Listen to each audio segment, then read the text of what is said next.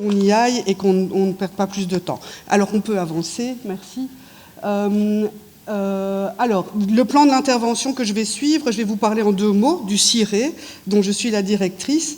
Et puis, il m'a été demandé de parler des défis, et donc avec de la distance, les défis d'être enfant dans la migration avec la situation des enfants ukrainiens. Et donc, je sais que je ferai écho avec les interventions qui ont commencé la journée, qui ont été portées par la plateforme Mineurs en exil et le service droits des jeunes. Donc, je reviendrai brièvement sur l'intérêt supérieur de l'enfant avec un focus sur les mineurs étrangers non accompagnés. Je développerai une question un petit peu d'actualité qui est la politique d'accueil à l'égard des MENA et j'aborderai évidemment la situation des enfants ukrainiens. Alors 2 mots sur le CIRE pour la slide suivante. Alors le CIRE, c'est une association un petit peu âgée déjà.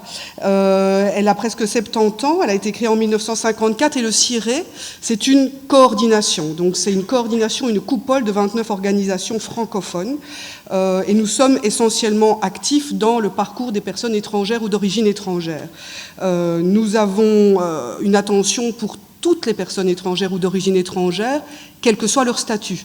Et donc, pour raisonner avec la personne qui m'a précédée, oui, effectivement, nous nous intéressons aussi à la situation des personnes sans papier, qu'elles soient majeures ou qu'elles soient mineures. Notre action se décline en plusieurs axes. L'axe le plus visible et connu à l'extérieur, c'est l'axe politique, l'axe de sensibilisation, où nous produisons des outils de décryptage, d'explication. Mais nous avons aussi des services et des projets. Et nous avons notamment une école de français, langue étrangère. Une école de français, langue étrangère pour adultes. Et donc oui, il y a des techniques, effectivement, ça a été expliqué, il y a des techniques pour apprendre l'apprentissage à des personnes non alphabétisées, mais il y a aussi des pratiques tout à fait spécifiques pour apprendre le français à des personnes alphabétisées, mais qui ne maîtrisent pas le français. Nous avons aussi, et ça peut résonner avec d'autres interventions, une structure d'accueil pour demandeurs d'asile. Notre structure d'accueil, donc nous faisons partie du réseau fédéral qui est le réseau de FEDASIL. Nous avons une structure d'accueil qui a une spécificité un peu comme les initiatives locales d'accueil, et ACES est une initiative locale d'accueil, c'est que nous avons des logements individuels. Ce sont des appartements, et notre spécificité, c'est que nous avons été chargés d'accueillir les MENA en transition, donc en autonomie, mais j'y reviendrai. On peut passer à la slide suivante. Un petit mot sur l'intérêt supérieur de l'enfant, et je sais que ça a déjà été développé en tout début de journée. L'intérêt supérieur de l'enfant, que je ne vais pas complètement redéfinir, c'est un principe essentiel et vous allez voir que l'articulation que je fais ici va être l'articulation tout au long de ma présentation. L'intérêt supérieur de l'enfant est un intérêt essentiel, prioritaire, c'est ceci qui nous rallie aujourd'hui probablement, mais mon propos va être de vous montrer qu'il est tout à fait théorique, que la réalité malheureusement des enfants dans la migration montre que leur intérêt supérieur en tant qu'enfant est largement piétiné. En tout cas, s'agissant de la migration, il faut savoir que quel que soit le canal, donc la procédure de séjour dans laquelle un enfant se retrouve, qu'il soit en famille ou qu'il soit mineur isolé non accompagné, que l'on passe par la simple demande de séjour, une demande de visa, ou alors qu'on arrive à une situation d'être sans papier, en famille ou pas, qu'on fasse l'objet, qu'on essaye d'introduire une demande d'asile et qu'on ait besoin d'un accueil, ou qu'on soit dans une procédure de regroupement familial, il faut savoir qu'à toutes ces étapes-là, l'intérêt supérieur de l'enfant importe peu, pour ne pas dire pas. Donc il faut savoir que la présence d'un enfant dans une famille pour laquelle une demande de séjour est introduite est très peu regardée. Et l'actualité de l'été dernier, en 2021, lorsqu'il y a eu une grosse grève de la faim menée à Bruxelles dans 3 sites, il faut savoir que parmi ce groupe, c'était assez significatif pour le souligner, il y avait pour la première fois un gros groupe de femmes qui étaient en grève de la faim, et ces femmes étaient mères de famille, avaient des enfants scolarisés, et bien sûr que la scolarité a été mise en avant dans leurs demandes de séjour. Il faut savoir qu'avoir un enfant qui est scolarisé depuis le début de sa scolarité en Belgique n'est pas du tout un critère d'obtention d'un titre de séjour.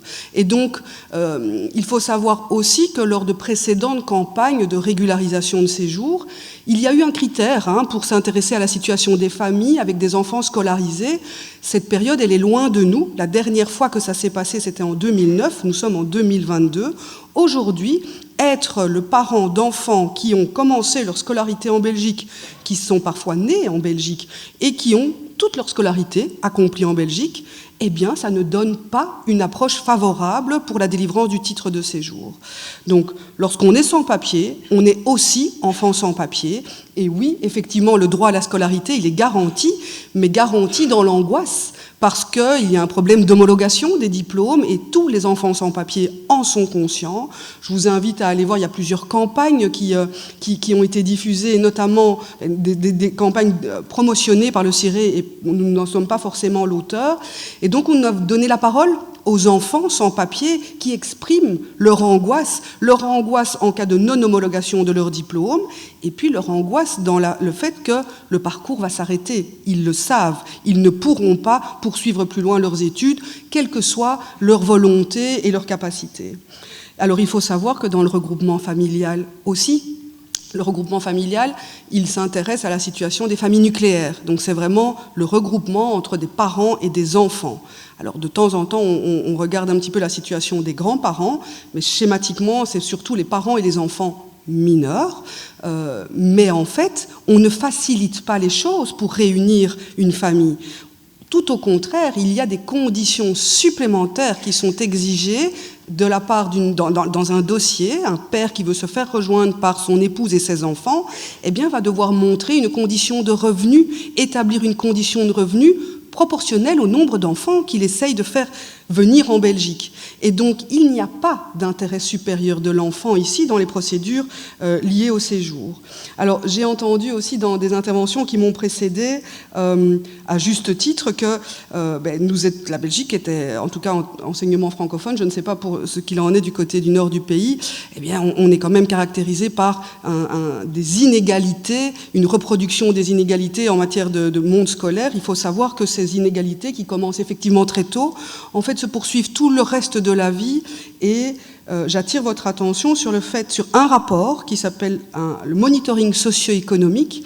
Donc c'est l'apport des étrangers et leur place sur le marché du travail. C'est produit par UNIA et le SPF Économie. Ça a été présenté la semaine dernière. Eh bien, en fait, depuis les premiers pas dans la scolarité jusqu'à la diplomation, éventuellement après des masters ou alors en qualifiant, peu importe, la Belgique est le plus mauvais élève de la classe européenne. Donc il faut savoir que l'intégration des personnes étrangères sur le marché du travail, c'est la Belgique qui a le plus grand écart entre le résultat en termes d'intégration des Belges et l'intégration des personnes étrangères ou d'origine étrangère, parce que UNIA et le SPF Économie, qui sont les auteurs de ce rapport, se sont intéressés jusqu'à la 2e génération. Et donc, on a des enfants nés en Belgique, de parents nés en Belgique, qui appartiennent encore à la catégorie personnes d'origine étrangère, et bien ceux-là subissent encore de plein fouet cet écart qui est lié évidemment à des causes multiples et variées. Le racisme en fait partie, mais cette ségrégation scolaire aussi, et tout ce qui ne dit pas son nom et qui n'est pas forcément conscient, mais qui segmente les marchés du travail, comme il segmente le marché scolaire à l'égard des personnes étrangères.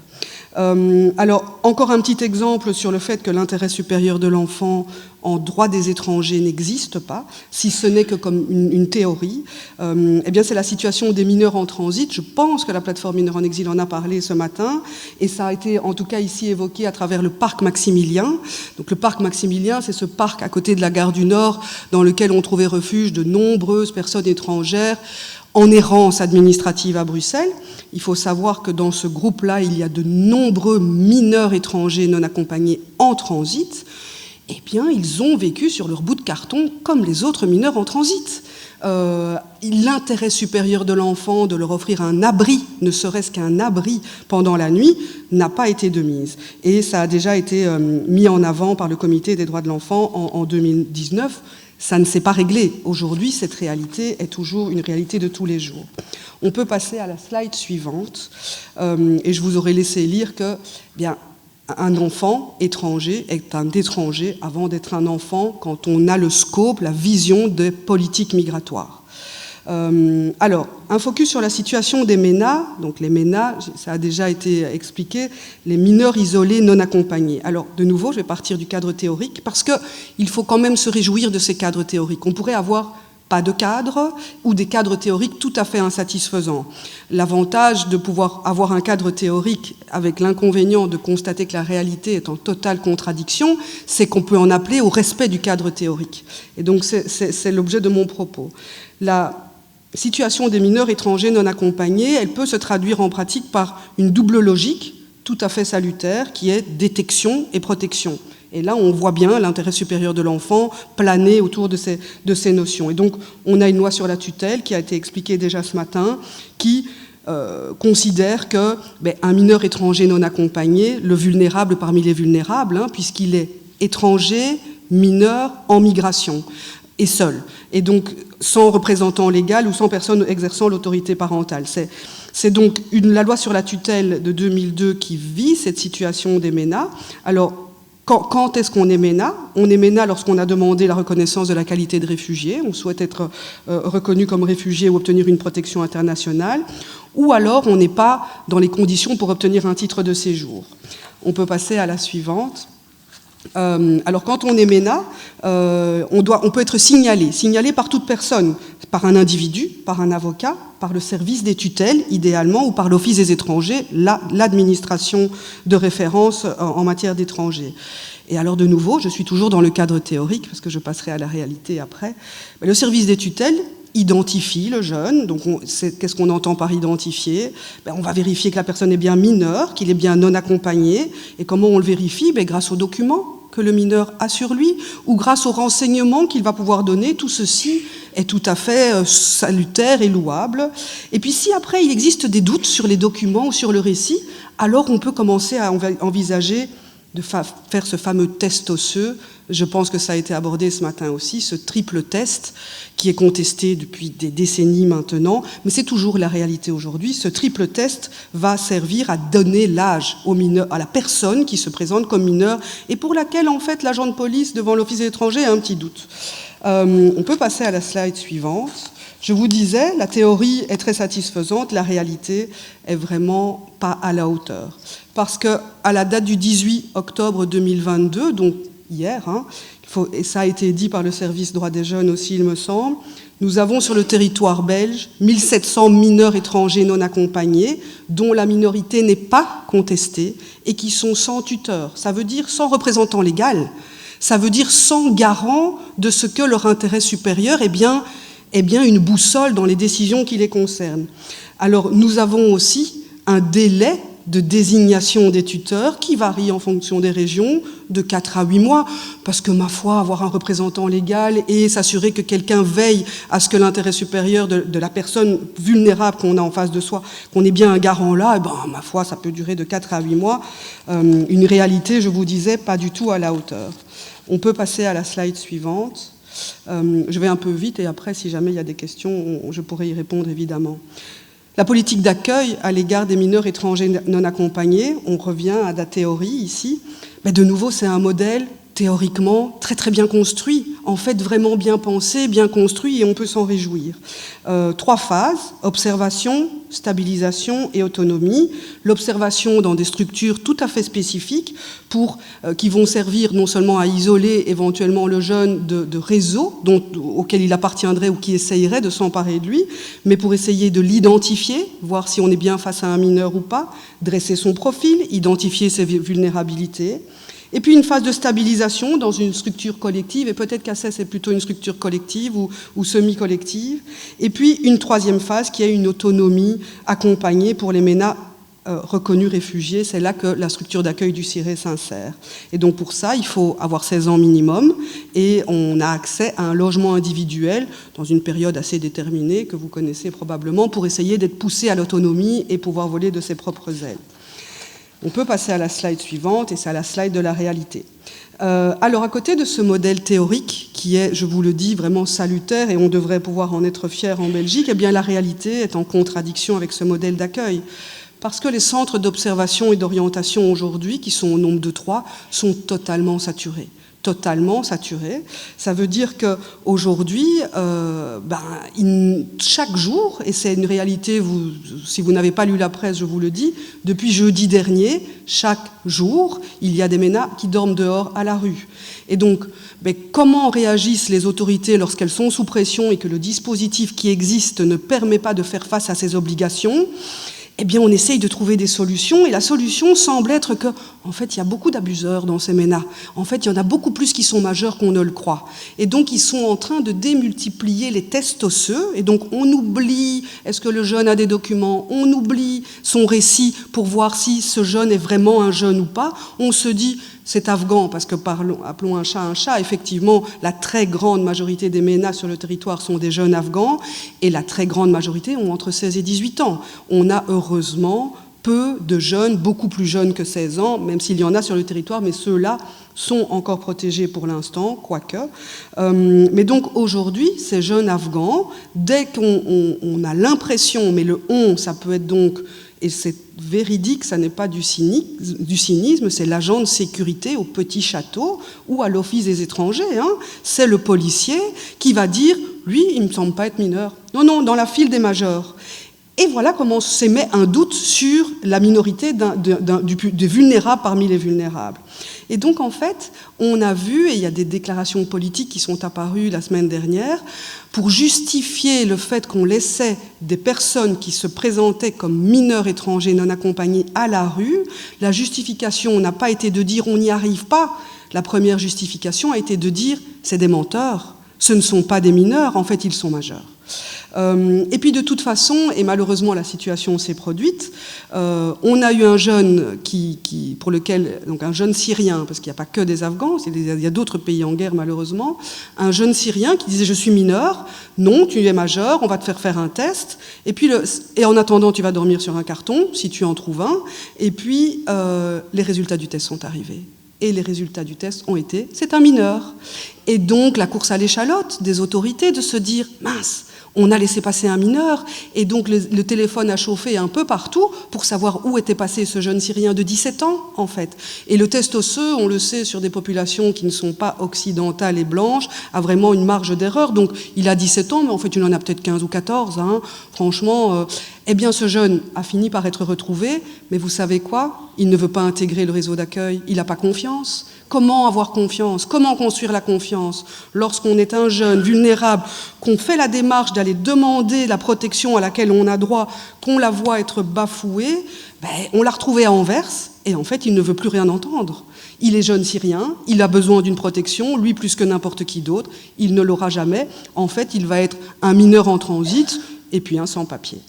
Donc aujourd'hui, et depuis jeudi dernier, tous les jours, il y a des mineurs à la rue, des mineurs dont l'âge n'est pas contesté, ils sont effectivement mineurs, ou alors des mineurs dont on dit qu'ils sont majeurs, mais en fait, il y a aussi des jeunes enfants, des bébés de 6 mois qui sont avec leur maman, et donc en fait, c'est l'intérêt supérieur de l'enfant, vous disais-je, est une notion malheureusement trop théorique en Belgique. On peut passer à la slide suivante. Alors, la politique d'accueil à l'égard des mineurs étrangers non accompagnés en Belgique a connu depuis quelques années une grave détérioration, vraiment une grave détérioration, et c'est à la hauteur de la saturation des dispositifs d'accueil et de protection de ces personnes. Et c'est malheureusement à la hauteur aussi de la détérioration des droits des personnes adultes. En fait, les jeunes sont en train de suivre le sillage du discours et des restrictions qui sont apportées en matière de politique migratoire à l'égard des étrangers. Et donc, malheureusement, les jeunes, en famille ou seuls, sont contaminés par ces restrictions et ces discours. Et il n'y a qu'à voir de qui parle-t-on, puisque je vous disais, appelons un chat, ces jeunes Afghans. Personne ne remet en doute le fait que, en fait, quand on est jeune afghan, on ne va pas pouvoir rentrer en Afghanistan tout de suite, en fait. Et d'ailleurs, même quand on est majeur afghan, c'est un petit peu compliqué de rentrer en Afghanistan maintenant, et ce n'est pas tellement moi qui le dis, même les autorités le disent. Les autorités ne pratiquent pas d'expulsion du territoire vers l'Afghanistan et n'organisent pas de retour volontaire ou à des conditions très, très, très, très, très limitées. Et donc, on est dans une situation où ce n'est pas la question de « est-ce que cette personne a besoin d'une protection ?» C'est en fait, comment on peut faire pour qu'il en arrive moins ? mineurs comme majeurs. Eh bien, peut-être qu'un effet de dissuasion peut être de ne pas respecter leurs droits et de ne pas les protéger à la hauteur de leur vulnérabilité. On peut passer à la slide suivante, parce que j'avais promis de parler des enfants ukrainiens, et en fait, c'est très difficile. C'est très difficile tant, et le dessin que je vous ai brossé depuis le début de mon intervention, tant la situation de tous les autres mineurs, étrangers, isolés comme en famille, est préoccupante. Et préoccupante est un euphémisme. On s'intéresse bien sûr à la situation des jeunes Ukrainiens. Alors en Belgique, il faut savoir que nous sommes essentiellement confrontés à des jeunes en famille et peu de mineurs étrangers non accompagnés ukrainiens qui s'arrêtent dans leur route bien avant d'arriver en Belgique.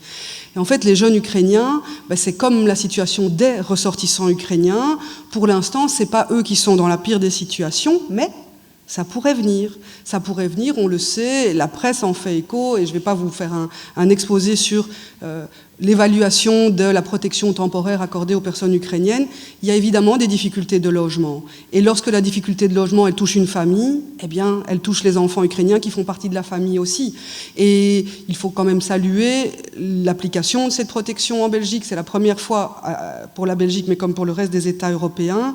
Ça crée de nombreux défis, mais ça crée aussi de belles opportunités, parce qu'on a vu un élan vraiment se faire. Et ça a été dit tout à l'heure, mais peut-être que l'accueil en famille peut devenir quelque chose d'un petit peu plus souhaité et souhaitable de la part de citoyens. En tout cas, pour nous, on ne veut pas mettre en concurrence les vulnérabilités d'une personne ukrainienne, d'un jeune Afghan. En fait, lorsqu'on fuit, quand on est contraint de fuir son pays d'origine pour échapper à une situation de violence et se mettre à l'abri, on est vulnérable. Quand on est mineur, on est encore plus vulnérable, que l'on soit ukrainien, que l'on soit afghan ou que l'on ait une quelconque autre nationalité.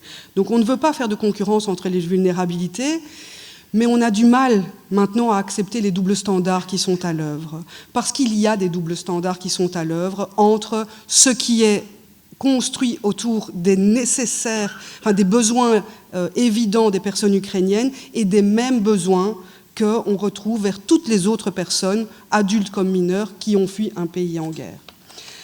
Je m'arrêterai là, je crois que j'ai été très vite, mais disponible pour vos questions éventuelles, et je vous remercie pour votre attention.